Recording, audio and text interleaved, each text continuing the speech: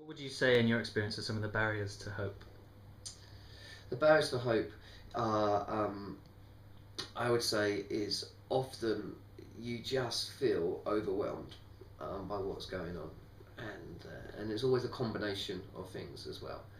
And so for the young people, the fact is they will fall out of education. They'll be living on a rough estate. Their mum will be working multiple jobs. If there is a dad at home, they've seen them beat a mum, or dad's left, and they've got temporary dads coming in and out of their lives. There's no stability, and suddenly a gang can offer you some sort of way out because you think, this is my way out of poverty because these guys got serious money and they've got girls and they've got cars and they've got respect. I'm going to try and join them to be a bit like them. And so you start to feel that there's no alternative. And when you feel like there's no alternative, that's when you start to embrace things that aren't so good. So it's just life. Life can suck the energy out of you if you're not careful. I also think sometimes some of the messages that we put out, particularly on media, it's all doom and gloom, isn't it? It's all like we concentrate on the negative, we concentrate on the grey, lifeless concrete slabs, and we don't really talk about the life and the vibrancy that's going on in our communities.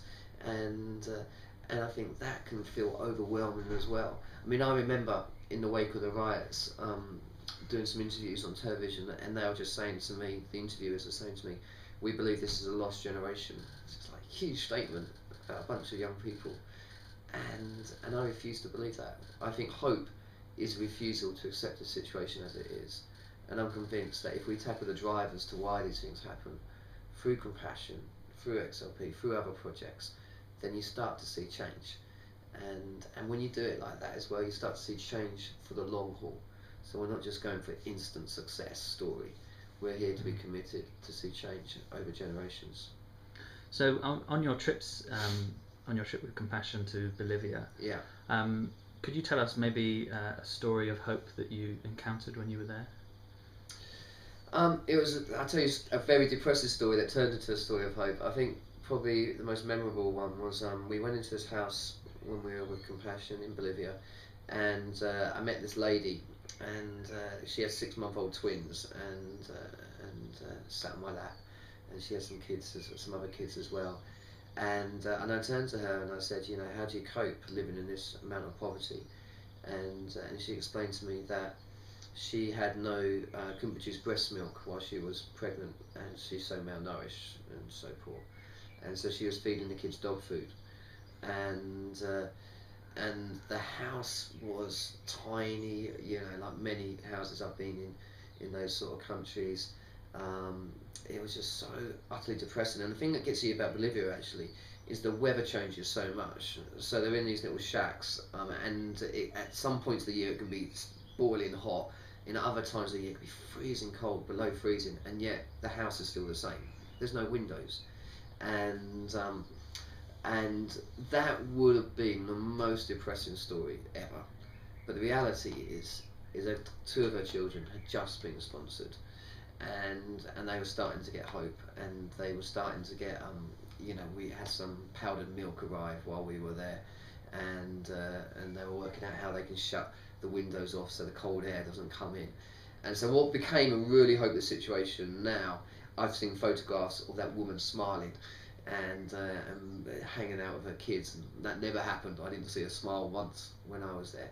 So yeah, I think that was amazing for me to see that transformation. What would you say is probably the most compelling reason to sponsor a child with Compassion? I always ask people, people always ask me, what is poverty? And I always say to them that I think poverty is a lack of friends, because you wouldn't let your friend live in a cardboard box, or you wouldn't let your friend prostitute herself because that's all she's got left to sell to bring money for her kids. You wouldn't let your friend live in some of these conditions. So what people really need is friends. That's what the poor need. The poor need us to be their friends and to work with them.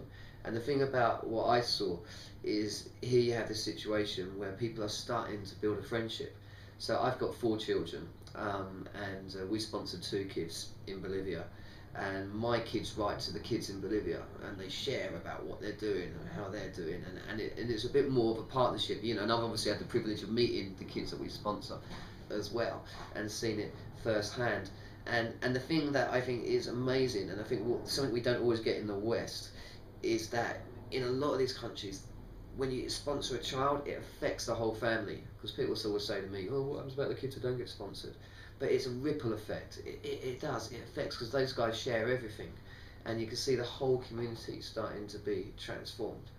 And you know, that is the heart of the gospel. Bottom line, you know, my favourite verses in some of the Bible, like Isaiah 58, when the people are whinging and complaining that God isn't paying attention to their fasts. You know, you're saying, "You're not listening. What is going on?"